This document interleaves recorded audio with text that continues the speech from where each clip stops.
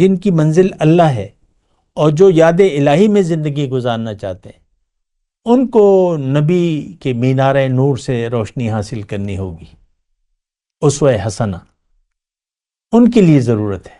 لمن کانا یرجو اللہ والیوم الآخر وذکر اللہ کثیرا، 3 بات شرائط ہیں۔ کس کے لیے اسوہ حسنہ ہے؟ علم کی کس کو ضرورت ہے؟ جس کو اللہ کی سے ملاقات کا یقین ہو اور یوم آخرت پر یقین ہو کہ ہاں میری ملاقات ہونی ہے اکیلی اللہ کے سامنے، اور اللہ کو بہت بہت یاد کرتا ہو، ذکر اللہ کثیر۔ ان 3 لوگوں کے لیے رسول کی ذات میں ایک نمونہ ہے۔ اللہ اکبر، اللہ اکبر، اللہ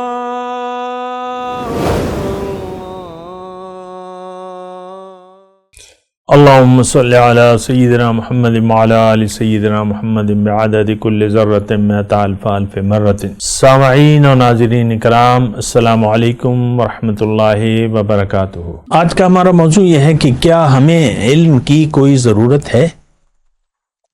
نہیں، ہمیں ضرورت نہیں ہے، بالکل ضرورت نہیں ہے، کیونکہ ہم نے تو منزل بدل لی ہے۔ ہماری منزل تو دنیا ہے اور ہماری توجہ بھی دنیا کی طرف ہے، تو وہ علم جو حقیقی ہے، جو نور ہے، اس کی آج کے مسلمان کو کم از کم کوئی ضرورت نہیں ہے۔ اب قرآن نور ہے، ہم اس کی ضرورت ہی نہیں محسوس کرتے، کیونکہ اللہ تو منزل نہیں ہے، منزل تو دنیا ہے۔ تو قرآن تو صدیاں ہو گئی ہم نے چھوڑ دیا ہے۔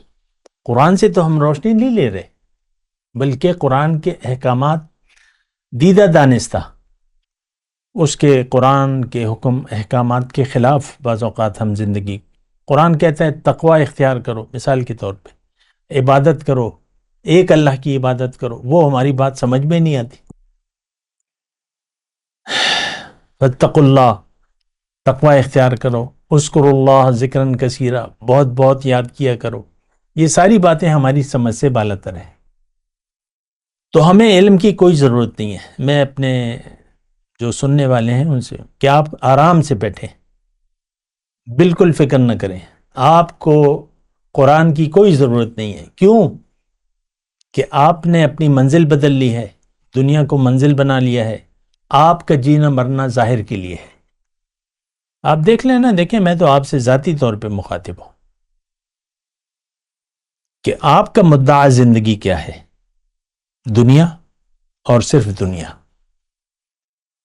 تو اس صورت میں ہمیں قرآن کو دیکھیں ہم نے چھوڑ دیا ہے۔ وقال الرسول یا رب ان قوم اتخذوا هذا القرآن مہجورا، پیغمبر قیامت کے دن اللہ سے گلہ کریں گے کہ انہوں نے تو قرآن کو، یہ تو میری امت نہیں ہے، انہوں نے تو قرآن کو چھوڑ دیا تھا۔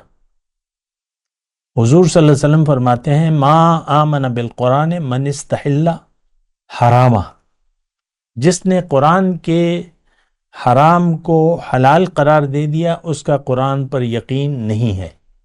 قرآن روشنی ہے۔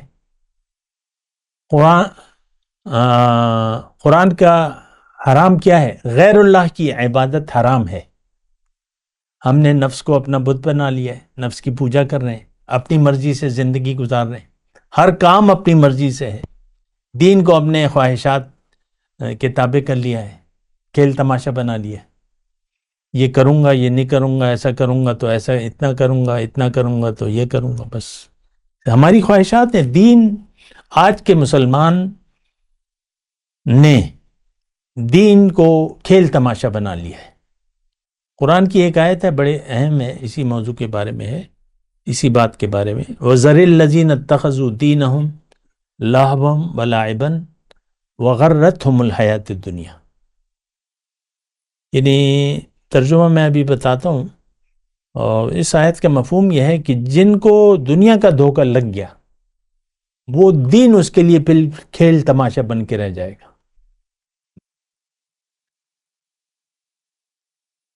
جس کو ظاہر کا دھوکہ لگ گیا اور اس کو یقین آ گیا کہ یہ اصل زندگی یہی ہے دنیا کی، اور یہی مسئلہ ہے میرا، مسئلہ میرے یہی ہے، اور کوئی مسئلہ نہیں ہے۔ تو اب یہ دین کو کھیل تماشا بنا لے گا۔ ظاہر ہے کہ ہم اپنے آپ کو ہندو یا کافر یا مشرک ڈکلیئر تو نہیں کرتے نا، مجبور ہیں کہ ہمیں اپنے آپ کو مسلمان کہنا پڑے گا، مجبور ہیں، کیونکہ مسلمان کے گھر میں اتفاقاً پیدا ہو گئے، تو ہندو تو ہم اپنے آپ کو نہیں کہلوا سکتے، مجبوراً۔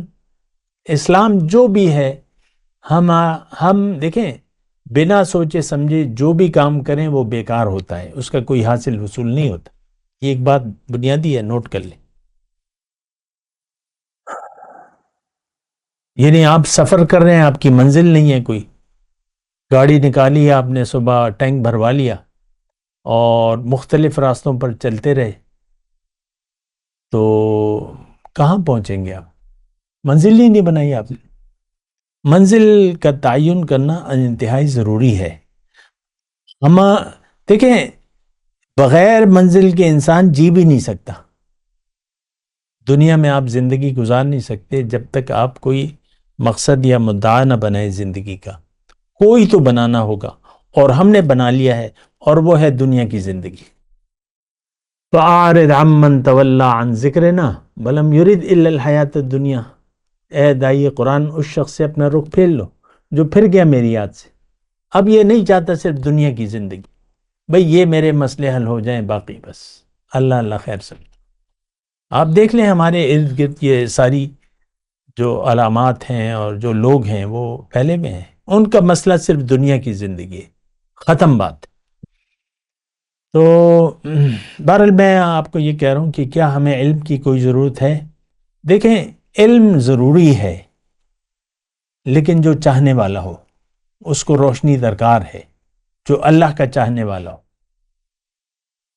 لَقَدْ كَانَ لَكُمْ فِي رَسُولِ اللَّهِ أُسْوَةٌ حَسَنَةٌ لِمَنْ كَانَ يَرْجُو اللَّهَ وَالْيَوْمَ الْآخِرَ وَذَكَرَ اللَّهَ كَثِيرًا۔ یہ آیت بڑی واضح ہے، تھوڑا سا اس پہ توجہ دیں۔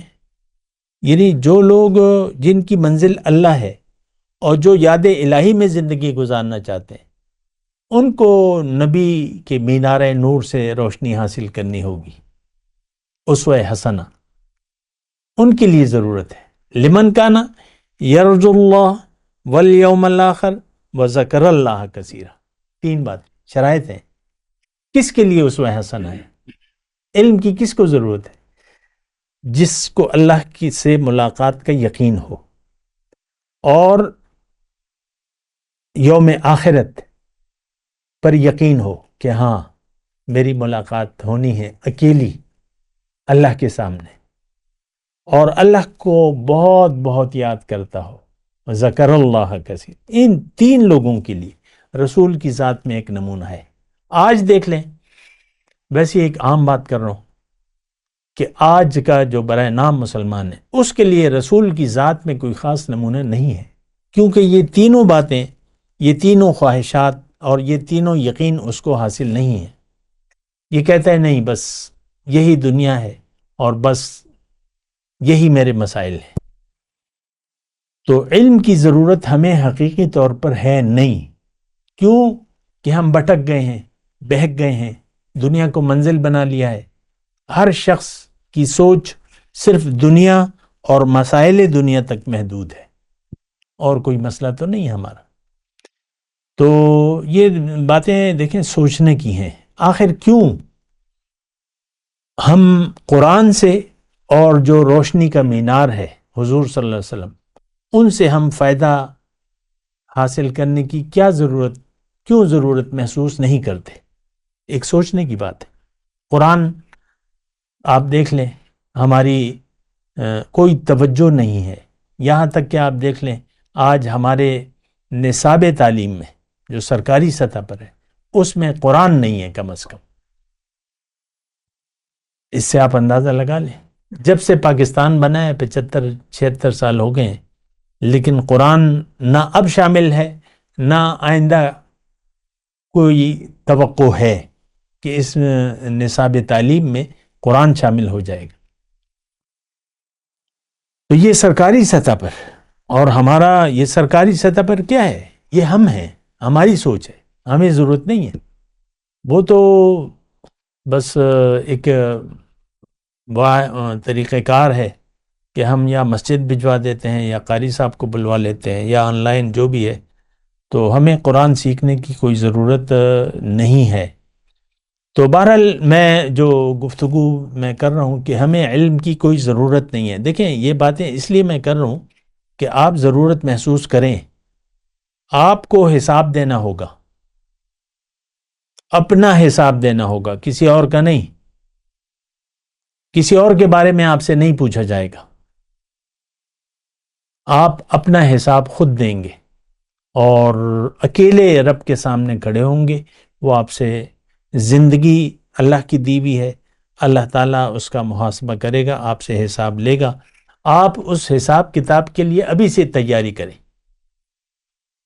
اور یہ مومن کی خاصیت ہے۔ اللہ تعالیٰ نے قرآن میں فرمایا ہے کہ لا تموتن الا وانتم مسلمون، تمہارا خاتمہ ایمان کی حالت میں ہونا چاہیے، ہمارا تو ایمان ہے ہی نہیں۔ وآخر دعوانا ان الحمد للہ رب العالمین۔ مولاي صل وسلم دائما ابدا على حبيبك خير الخلق كلهم